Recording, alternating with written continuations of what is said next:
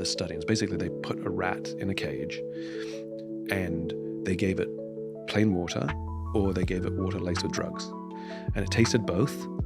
It got addicted to the water laced with drugs and eventually drank that water until it died, right?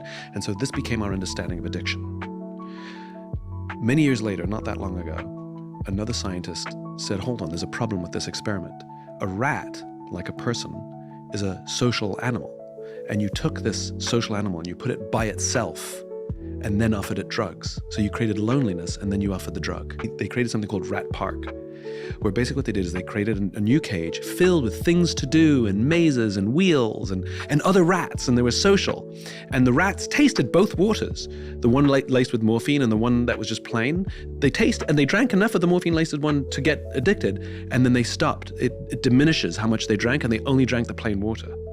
So basically, when you have healthy relationships, we are less likely to become addicted. When we are lonely, we are more likely to create addiction. Friendship is the thing that actually protects us. And then if you look at, even if you do become addicted, right? Let's take the worst case scenario. So let's look at alcoholism.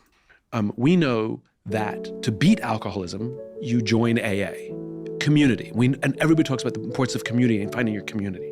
But Alcoholics Anonymous knows that there's these 12 steps. And if you master 11 of the 12 steps, the disease is probably going to get you. But if you master the 12th step, the final step, you're more likely to overcome the disease. So what's the 12th step? The 12th step is to help another alcoholic, to become someone's sponsor. In other words, to become a friend. In other words, community, you find community. But then the final step of beating the disease is a friend, where you replace the community with a friend, and you have both. And we think community is the thing, but it's not enough. Yes, you can create belonging with community. And people, where we started talking about it, where people are latching onto these anti-establishment populist movements. It's giving them a sense of community. It's giving them a sense of shared purpose with a group of people. But it's also providing new social connections.